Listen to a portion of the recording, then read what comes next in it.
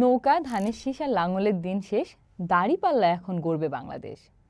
এই লাইনগুলো শুনে প্রথমে মনে হতে পারে এগুলো গ্রামীণ জীবন নিয়ে কোনো গান, কিন্তু বাস্তবে এটি বর্তমান সময়ে বাংলাদেশের সবচেয়ে ভাইরাল রাজনৈতিক গান।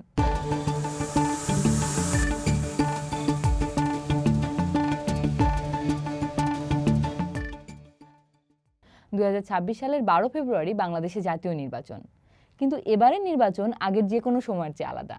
আওয়ামী লীগ নিষিদ্ধ, শেখ হাসিনা ক্ষমতাচ্যুত, আর রাজনীতি কার্যত দুই ভাগে বিভক্ত। একদিকে বিএনপি নেতৃত্বাধীন জোট, অন্যদিকে জামাত ও জাতীয় নাগরিক কমিটি বা এনসিপি। এই লড়াইয়ের মূল ময়দান আর জনসভা নয়, বরং ফেসবুক, ইউটিউব, টিকটক আর ইনস্টাগ্রাম। বাংলাদেশে অনলাইন প্রচার এত গুরুত্বপূর্ণ হওয়ার কারণ খুব স্পষ্ট। দেশে ইন্টারনেট ব্যবহারকারী প্রায় 13 কোটি, যা মোট জনসংখ্যার প্রায় 74%। মোট ভোটারের 43.56% বয়স 18 থেকে 37 বছরের মধ্যে।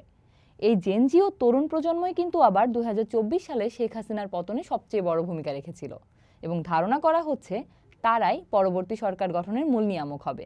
তবে শুধু জামাতই নয়, বিএনপিও নিজেদের প্রচারণামূলক গান এনেছে। সেখানে বলা হচ্ছে, আমার আগে আমরা, আমাদের আগে দেশ, ক্ষমতার আগে জনতা, সবার আগে বাংলাদেশ। বিএনপি matchmypolicy.com নামের একটি ওয়েবসাইট চালু করেছে। সেখানে ভোটাররা সরাসরি নীতিগত প্রস্তাবের পক্ষে বা বিপক্ষে ভোট দিতে পারবেন। বিএনপি তাদের ফ্যামিলি কার্ড ও ফার্মার কার্ড প্রকল্পের মতো প্রতিশ্রুতিগুলো ছোট ভিডিও গ্রাফিক্সের মাধ্যমে তুলে ধরছে। অন্যদিকে জামাতে ইসলামী চালু করেছে জনতার ইশতেহার.org, যেখানে তারা ভোটারদের মতামত নিয়ে ইশতেহার তৈরির দাবি করছে। এই নির্বাচন আবার শুধু গানেই সীমাবদ্ধ নয়। ছোট নাটিকা, আবেগঘন সাক্ষাৎকার, ব্যাখ্যামূলক ভিডিও, ব্যঙ্গাত্মক কন্টেন্ট আর মিমে ভরে গেছে সোশ্যাল মিডিয়া।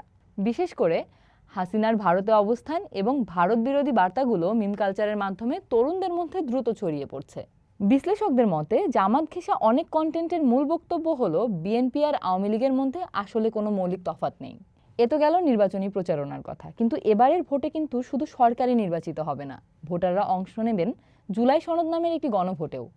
ডক্টর মোহাম্মদ ইউনূসের নেতৃত্বাধীন অন্তর্বর্তী সরকার এই সনদের মাধ্যমে প্রধানমন্ত্রীর ক্ষমতা সীমিত করা, বিচার বিভাগের স্বাধীনতা নিশ্চিত করা, নিরাপত্তা বাহিনীর ওপর নিয়ন্ত্রণ এবং নির্বাচন কারচুপি ঠেকানোর প্রস্তাব দিয়েছে। সরকার ও জাতীয় নাগরিক কমিটি দুপক্ষই অনলাইনে হ্যাঁ ভোটের দিকে জোরালো প্রচারণা চালাচ্ছে। কে জিতছে এই অনলাইন যুদ্ধে সে বিষয়ে বিশ্লেষকরা এখনই নিশ্চিত করে কিছু বলতে রাজি নয়। তবে একটা বিষয় পরিষ্কার, অনলাইন কন্টেন্ট এখন অফলাইনের আলোচনার বিষয়বস্তু ঠিক করে দিচ্ছে। বাংলাদেশের মতো তরুণ ভোটার প্রধান দেশে গান, মিম আর শর্ট ভিডিও শুধু বিনোদনের মাধ্যম নয়, এগুলো হয়ে উঠছে শক্তিশালী রাজনৈতিক অস্ত্র।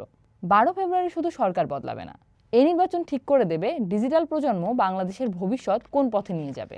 আর তাই যারা এখন রাজনীতি করবে তাদের শুধু রাজপথ দখলে রাখলেই চলবে না, ডিজিটাল দুনিয়াতেও আধিপত্য তৈরি করতে হবে।